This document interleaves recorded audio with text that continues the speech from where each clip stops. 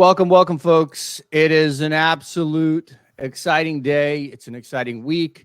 It is mind-blowing that we are moving into almost end of Q2. We are absolutely blowing this year out of the water. To even think COVID happened almost 4 years ago is insane. Again, another great episode of the Auto Trends podcast. We are absolutely fired up today to continue to the initiative to support the industry, to propel the industry. There's so many things going on in automotive. As we look back at the historical context from the 70s, the 80s, the 90s, the 2000s, technology starts to come around. Cataloging used to be on paper, right? Everyone was giving the Bibles around. Now we're moving into a digital era, and we really want to just bring experts in what they do, from trials and tribulations and the successes that they've brought into the industry, and really just understand their path. And then also, I think, give a peek behind the curtain on what the future looks like in automotive. I think it's a very bright place. I don't know why I have such a love for this industry, and I genuinely just want it to move forward. We work for the working people of the country and around the world. And so we have a very special guest today, Luke Smith, with Monument USA, and he's going to talk a lot about, just his path, but really what the future is, really how you can deploy certain strategies in your business that are applicable to what you do to make you better. But before we introduce Luke Smith, Lucas Welk, back in action, baby. Gideon, how are you? Yeah, I've been in transit, and unfortunately I've had some technical difficulties as of late, but today I'm back in action, and here I am. And this is one of our most anticipated interviews. I know you've talked up Luke a lot, and we're excited for him to be here, and he's going to share some insights, and looking forward to it. Yeah, no, absolutely. We are. Where are you, Lucas? You say you're in transit. I am right now in Cebu, the Philippines, Cebu City. Awesome. Yeah. Always globetrotting around. We always try to keep an eye on Lucas. We need to put like a, how they have that Elon Musk tracker, the airplane tracker. Yeah. The guy that tracks his airplane and where he's going and he gets all. We need to put one like in your shoe. Yeah. Well, my ex-wife has that as well. So no need. We need to put one in your shoe. And, he's in the bar. He's in the bar again. Yeah. Oh Jesus, he's drunk again. Oh Jesus. Yeah. Oh, that is so funny. Well, folks, the best way to support the Auto Trends podcast is to like and subscribe. Again, we're here for the industry. We're here for you, and it's all about supporting your initiative, supporting the next level development of the automotive. But without further ado, Luke Smith, director of IT at Monument USA, years and years and years and years of experience in this industry, heavily, expert in the cataloging, ERP, PIMS, everything that kind of comes into the data side, really an expert in. And we are very thrilled, Luke, that you have committed your time to this. And we welcome you to the Auto Trends podcast. All right. Thanks, Gideon and Lucas. It's an honor to be here. I've been looking forward to this. And when we met in Chicago a few weeks ago, we just kind of happened to cross paths and started talking about, hey, let's get together. And ever since then, I've been thinking about, what do I want to say? And there's about 1,000 things. I've been trying to boil it down, but I made some notes, and I try to be as succinct as possible. I'll start out by just giving a little bit of background about myself. I've been in the industry for 24-ish years. It's been basically my whole career has been in this industry, aftermarket automotive parts manufacturing, specifically around brake pads, air filters, and some exhaust. But my whole life has been in automotive, and I'm a tinkerer and a gearhead by nature. And I think I keep hearing that. I've watched several of your episodes, and that seems to be a recurring theme, is that everybody grew up in this industry, is pretty much locked into it for life because they came into it honestly as a young person. And for me, it was basically growing up without a lot of resources, and we had to wrench on things and keep them running. And even to this day, I'm in a place where I could go afford a decent car, but I drive beaters on purpose. And I have two beaters that their book value is well under $5,000 each. and they're both my daily drivers. And depending on which one's working better that day, my wife has a decent car, but I very intentionally drive the beaters because it keeps me, I don't know, humble, I guess. I love so no, you're so right. That is that is such a trend. And like even had Ryan Henderson on with carparts.com. Awesome guy. But and even Tyler Extabi, one of the analysts at Revolution Parts, came from Olin's in the drive world. And you get into it in some weird way, or you get in it at a very young age. And we even chatted about it. And it has a way of just sucking you right in. And God, I can't imagine going anywhere else. I don't want to work in another industry. Like, what? For why? You have to start over. It would be miserable. Yeah. Yeah. That's actually advice I give to young people when I talk to them about their career. Basically, it's pick an industry. Don't pick a company. Pick an industry, because then the networking you do and the things that you grow in will naturally go with you from one place to the next. And I've seen that over and over again. And even though I've stayed with the same people basically my entire career, we've morphed and acquired things and changed a little bit. But I've been with the Amalfi family of Momentum USA for almost 20 years. Wow. And yeah, they John Amalfi and his partners, Anthony and JJ, have this kind of a small version of the Carl Icahn way of thinking about vertical integration, and you try to bring in as much vertical as you possibly can. And that has been how I ended up in their orbit. Was they were running or owned WD going back decades in the Northeast. AB&S is the name of their company, and they acquired a vendor of theirs, which I was working for at the time back in the early 2000s. And that's how I got into their world as their technology person. So now I am the technology person for the family of companies. And it's probably, 500 employees roughly. And wow, we're in manufacturing. We do a little bit of import, but we're mostly, our main focus is manufacturing in the U.S. In the building that I'm in right now in Richmond, Virginia, we're making cabin air filters. And in one of our other buildings, it's not the U.S., it's close to Canada. In the Toronto area, we have a brake pad manufacturing facility where we do quite a bit of work there. And we're in co-man for other people. We have some of our own brand, but we're squarely in the aftermarket, light and medium duty. We're dabbling in some heavier stuff, some air disc at our brake plant, but mostly our sweet spot is the older, like the 10-year-old light passenger and truck. And that's been my whole career. Well, and you guys are manufacturing, because I'm looking at family of companies: New World Friction, Original Exhaust, Auto Part Source, and then AB&S. That's your WD side of it. Yep. And all of that. So you guys are really focused on manufacturing North America. Yeah. And that was it was looking like it. I don't know. It wasn't a sure thing, right? 10 years ago, we were talking about, does it make sense to bring outsource, to reshore as much as we can? And right. Funny story, the first cabin filter we made in this building in Richmond, Virginia was like the end of 2019, I think, or somewhere right at the beginning of COVID.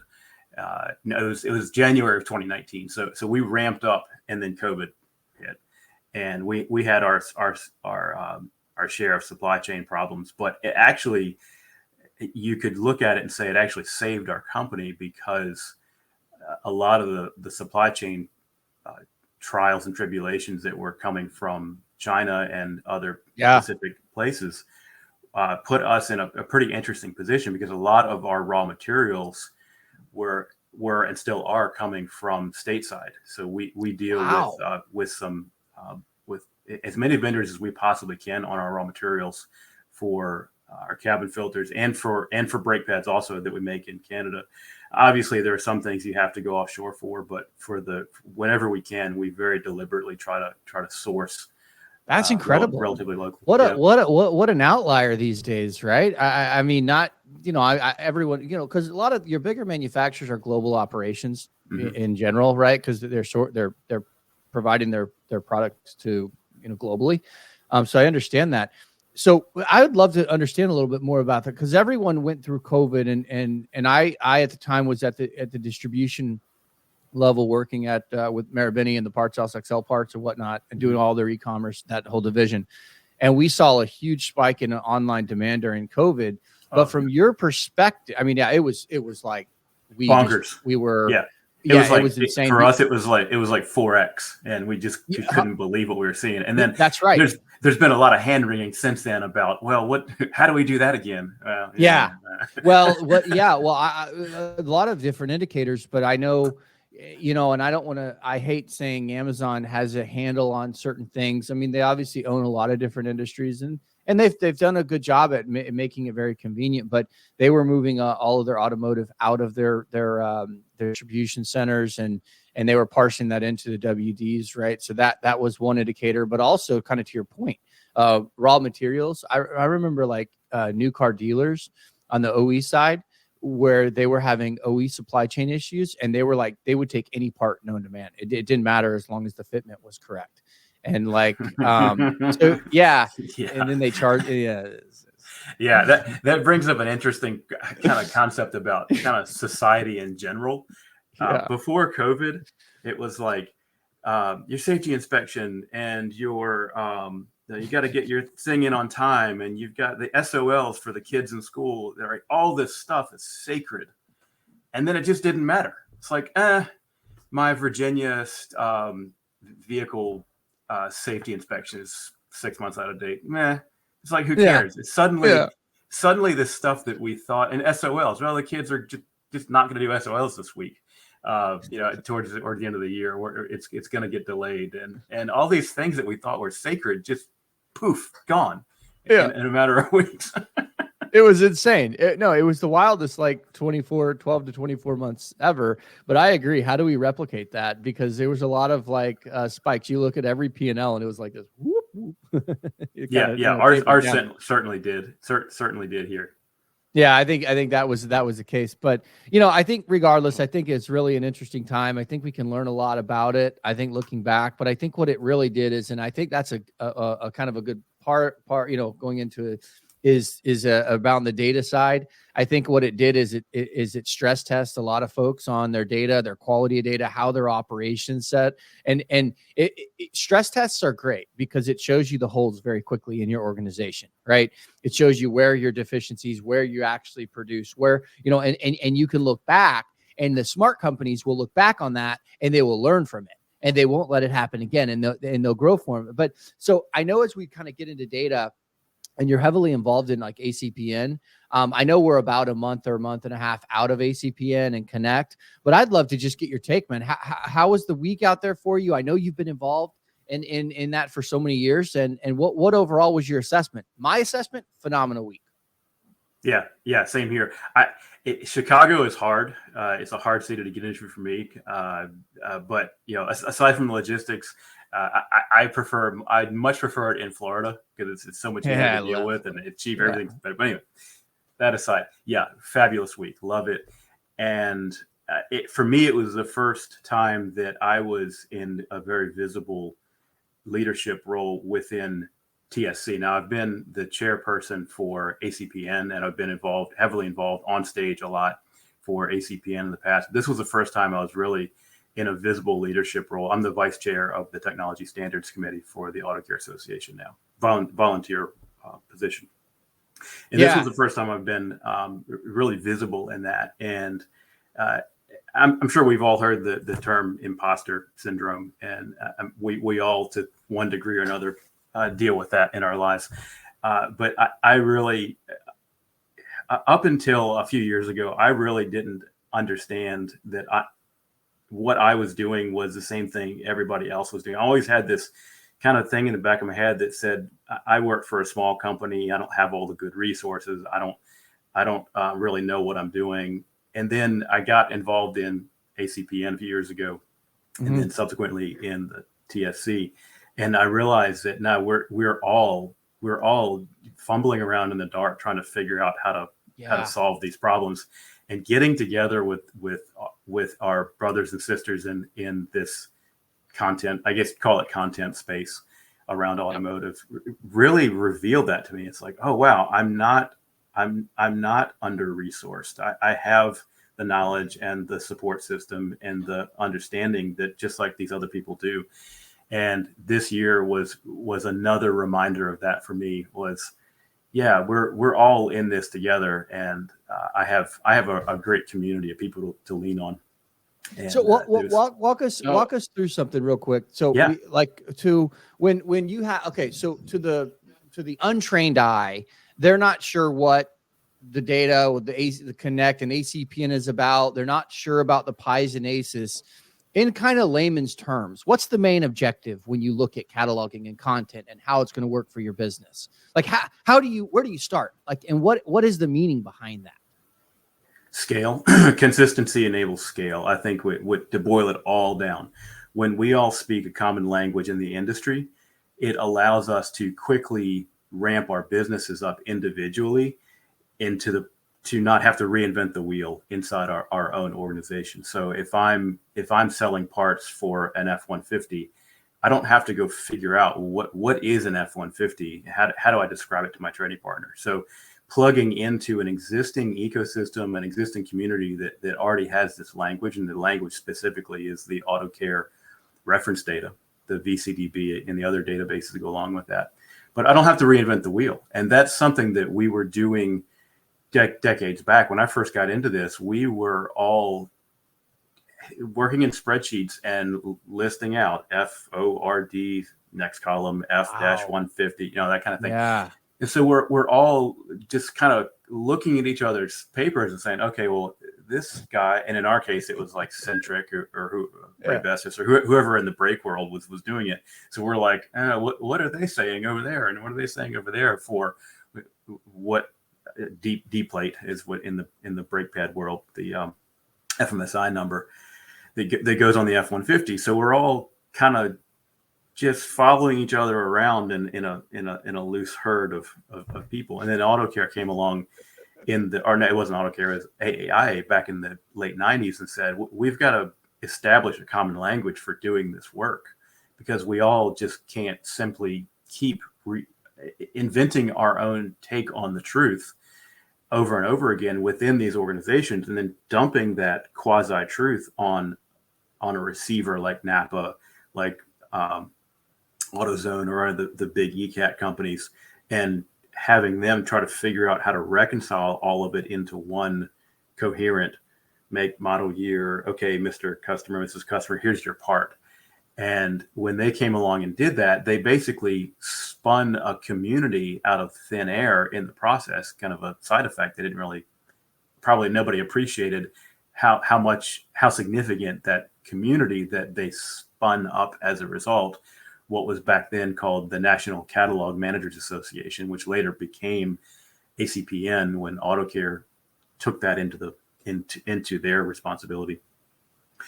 But to get back to your question, what it means is a common language. And the common language is us not having to fumble around in the dark and try to figure out how to even describe. It's like imagine if you were trying to do business with somebody and you don't speak the same language, Chinese versus English or Spanish or whatever. Having a lingua franca, as they call it, a common language where when I say vehicle ID or part type ID or this specific attribute that's been coded, I don't have to double check. Oh, did you mean this? I meant this. No, we all have a common language. And then within the community around that, we have a common understanding of what the work is. The work is ultimately the person who is buying the part, putting on the car, whether it's do it yourself or do it for me, the person who's taken the product out of the box and saying, this is a brake pad and it goes here on this car. That person, and I heard Ryan quote somebody about throwing the box away from your last episode, which I've heard that for years and I love it. The person who throws the box away is the target audience of that community, the ACPN content community. What we're trying to do is put the right part in front of that person's eyeballs with minimal input.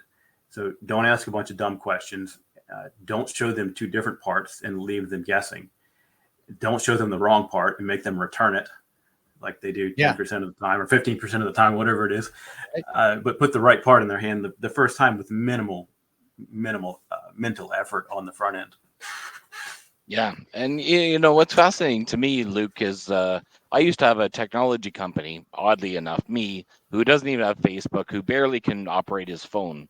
I had a technology company when I lived in the Middle East in Qatar for a long time, for about 3 years, which I successfully sold.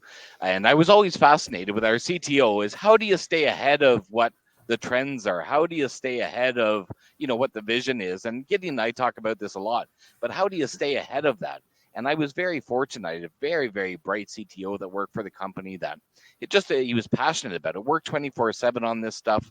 But how are you staying ahead of, you know, just doing day to day or trying to catch up? You know, and Gideon and I are always talking about this. You know, companies shouldn't be playing catch up, or they shouldn't be trying to get today's trends, but understanding what tomorrow's is. You know, so I'm always curious on how you do that. How do you compete with the big guys, you know, that have unlimited budget, you know, that can hire a whole technology team? Great question. And it kind of reminds me of in the Phoenix Project, the book that every IT person has read. They talk about planned versus unplanned work. And I'm constantly striving to work on the business and not in the business. Unfortunately, it feels like the day-to-day firefighting is probably half my time, maybe 3/4 of the time. But it gets back to, I think the simple answer to that is community. Is to go find people that are like-minded and hang on to them very intentionally. For me, it's people like Eric at All-Star, Eric Law. It's people like Courtney Pedler. It's some of the guys and gals that work for the AutoCare Association, Tom Verling, Ryan Henderson, in their companies. But it's community. It's people that are doing what you're doing, because I don't have the resources to get ahead. Quite, you know, to put it bluntly, I can barely afford to spend the time to go to a conference once a year and rub elbows with those people. And the shortcut that I found in my life to getting ahead, ahead's not even the right word, staying up with or running with the big dogs, is spending time with the big dogs. And 100%. that also translates over to my customers. So if you have a customer that you care about, spend time with them. Literally go sit in their conference room, lock eyeballs with them, put the phone away, and say, okay, what are we trying to do? What is the big thing?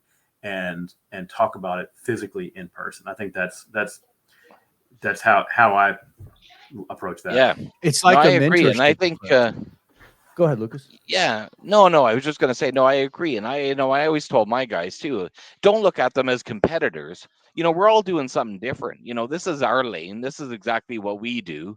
And we're not competitors. We might be in the same market space, but we're not doing all necessarily the same thing. So let's collaborate. Let's put our heads together, you know, and if we don't do something, I'm happy to refer it on to the next guy.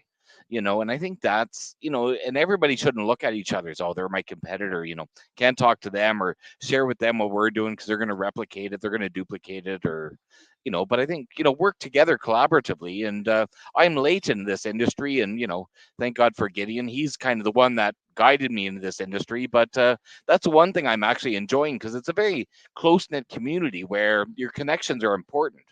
You know, it's not just digital, you know, sort of community, but you actually become friends and alliances with these people, and you work together. You know, you scratch my back, I scratch your back, and that's how it works. You know, I think that's how it should be. Yeah, it definitely is. There's this tension that I find it in my life between the rising tide lifts all boats kind of mindset, and we need to have our secret sauce. And, you know, obviously there's some balance there, but I tend, the older I get and the longer I'm in this, the more I see myself veering over to rising tide lifts all boats, kind of a way of thinking about it. Well, and I think it's interesting because we're in an interesting thing, from an industry perspective. just because you're maybe two different organizations, you don't always have competing categories, right? Your categories yeah. So really, when you look at the competitive landscape, sure, do you have competitors? Yes. But I think that's the differentiation of taking market share is how are you going to market? How are you handling your from a cataloging perspective? What's the experience you're trying to give? A great thing is who's throwing the box away. That's my customer. That's the guy that's who we earn market share. And so one thing that I think is important is when you guys start to look at from all of the brands that you're running, when you look at cataloging, I would love to kind of just understand, maybe even for others that maybe are listening, is how do y'all think about the catalog development? Is there a secret sauce, or where do you kind of start to say, hey, this is how we're going to have a premium product on a digital perspective as we evolve? Yeah, for us, we have two different sections of our life. We have the brake pads and we have the cabin air filters. And for the brake pads, we are basically following FMSI, the friction manufacturers group that figures out what comes out. So there's not a huge amount of innovation there. I'd say the innovation on that front is about taking feedback from our vertical integration within our own company. So we have our WD that has counter people answering the phone and dealing with the guys on the street, taking feedback from them and saying, hey, this listing, this feels weird, or it doesn't make any sense, or I think it's not right, or it could be worded differently. So we incorporating that telemetry back from the bottom of the food chain. On the filter side, that is a little different. We go out and shoot video of car lots and junkyard. Actually, they're not junkyards anymore. They're salvage yards. That's the right way to say it, salvage yards. And we shoot video of how you install a cabin filter, how the housing comes apart, how it goes in, how it comes out, that kind of thing. And we look at that as part of our cataloging process. We have a full-time person that their job, in fact, right now he's at a used car lot a few miles away, shooting video of whatever they happen to have on the lot, and he'll show up there and take them donuts and just be part of their world and do filters for them that he doesn't need to shoot, just to keep them keep them happy. Yeah, so we have a few different car lots like that, and what we try to do is say, the competitor's doing this physically with their filter. It has this tab on the side, or it has this dimensions or whatever, but we actually have video of our part going into this specific model and model year, and we see that there's a thing that could be improved, so we fix it, or we fix the listing. We'll go back and change the actual design of the part occasionally based on that telemetry we're getting back from the video world. But we'll also go change the listings. Yeah, and I was going to ask about that, the telemetry. So when you guys are thinking of like AutoCare reference data, walk us through that a little bit. Yeah, on the subject of telemetry. Yeah, okay, so different hat. Now I'm take off my business hat, put on my trade association hat. So as the TSC vice chair, one of the big initiatives that we have in the pipeline is to figure out what is the association doing or not doing right. And it's always been a one-way delivery system for the past 25 years. When we first started coding the F-150 to a vehicle ID instead of a human readable thing back in the 90s, we've kept doing that all the way through, and we've gotten more. I say we, talking about the association and the volunteer effort, and we've gotten more sophisticated with how we're scraping that data directly from the OEs. We're buying it through third parties like Motor Information Systems, and I think it's Power Systems Research. Or there's several different entities. Yeah.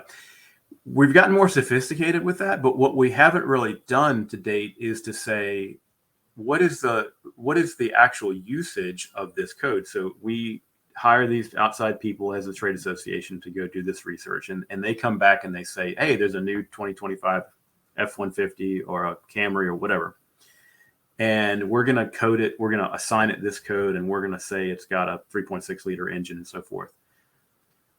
That data, once it flows through the association and gets vetted and gets validated and we all agree that it's good, it gets published on the monthly cycle out to the subscribers that consume that data and use it in their cataloging research activity. It's always been a one-way street. It's always been a black hole. And we've never had a good way, except for anecdotally, when one individual person comes back and says, hey, I think you're wrong about that 3.6 liter engine in the Camry. It's not really, it doesn't exist. Your researchers got it wrong. And here's what I think. That's a really inefficient way to find problems in that data. And basically the lingua franca of the whole industry then during that time between when it was done wrong, the edge cases where it was done wrong and it hit the street, and then some smart catalog person spotted it and said, hey guys, I think this is wrong. That time period, there's a tremendous amount of potential lost revenue, 100%. it returns, all this kind of nonsense that can happen in that window of time. So what I'm interested in, a lot of us in the technology community around the AutoCare Association are interested in, is how do we automate that process? How do we build a machine, a system of machines that gets it back and says, hey, that F-150 or the Camry that uses the 3.6 liter engine, nobody's using it. Nobody's told you they're not using it, but nobody's using it because you've got feelers out in the wild that are looking at which ones of these codes are actually hitting the street.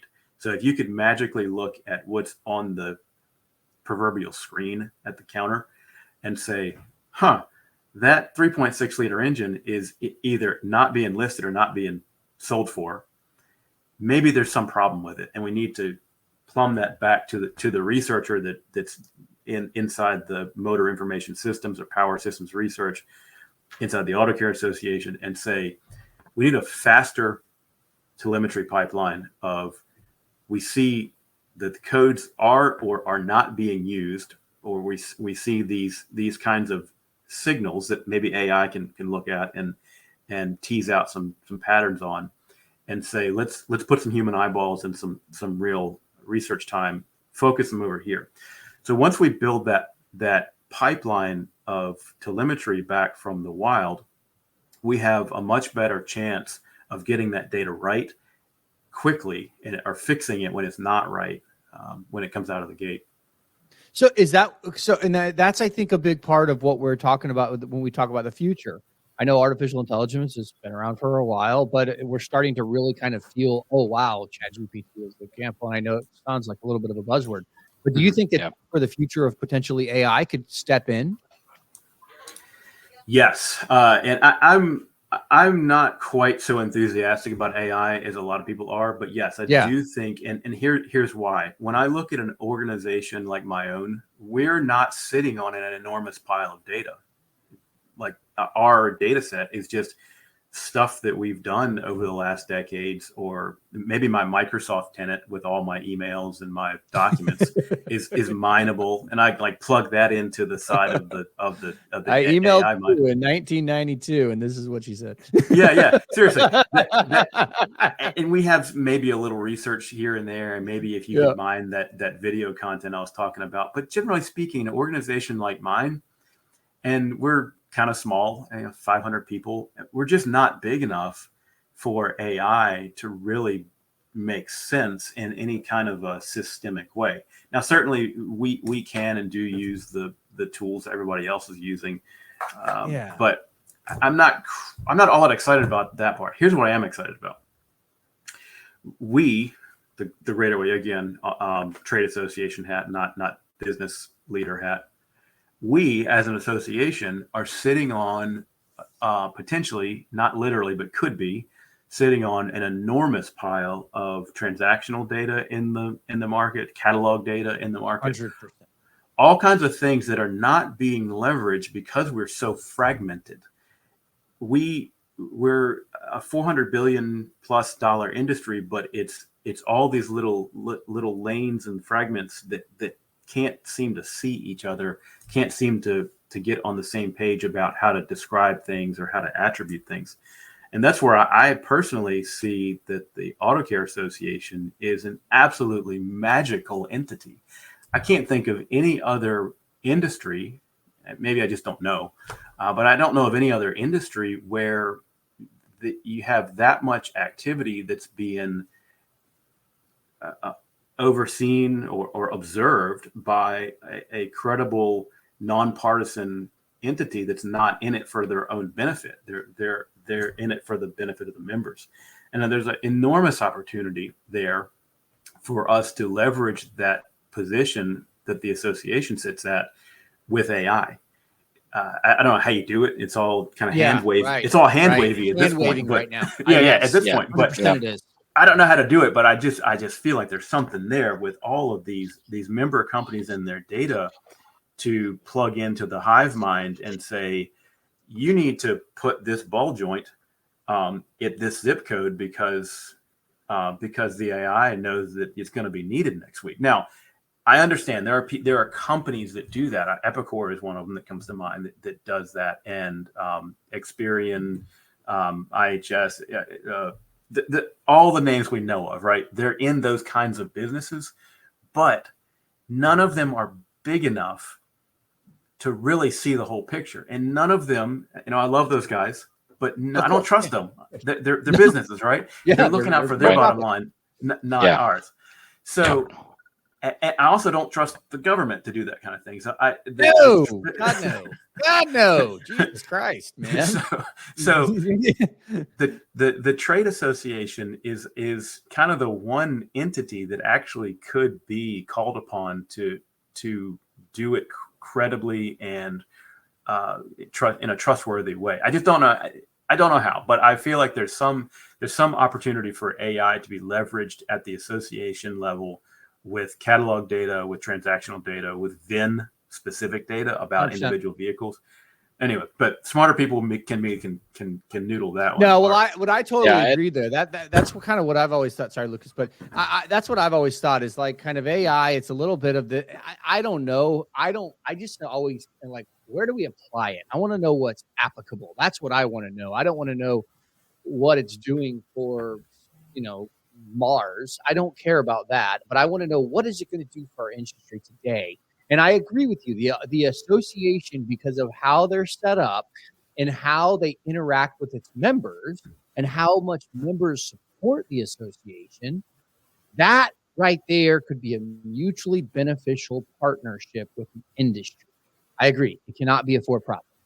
That's just my opinion.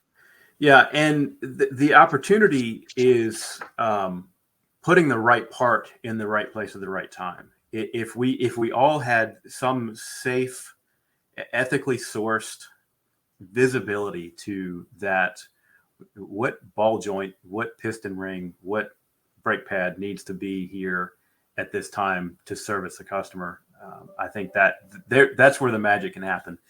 And the association can be part of it. Yeah, I want to talk to you a little bit, Luke, about so we see a lot of like young companies, young manufacturers, and I talk to a lot of them about, and they there's a common theme of this, struggling with what is their cataloging and whatnot. One thing that I would love just to kind of speak to kind of that younger I guess company, and how when you talk about PIMS, buy versus build. Some people house their data in a PIM, right? Or some people have an internal kind of operation where they just drop it on an FTP. Walk us through a little bit of that. Yeah, so PIM, this is probably the subject that's nearest and dearest to my heart, and I've spent trauma informs everything in our life, and I think that the trauma of my early career informed this. Basically, I came into the small brake pad manufacturer as the quote tech guy, and there were a bunch of gearheads around, and they were being asked to do things that they didn't know how to answer. Specifically, send an ACES file to this receiver, or deal with this kind of data science stuff. And they were like, I don't know, ask this tech kid to deal with it. And so it was dumped on me, and I'm like, I don't know anything about this. This, but I can figure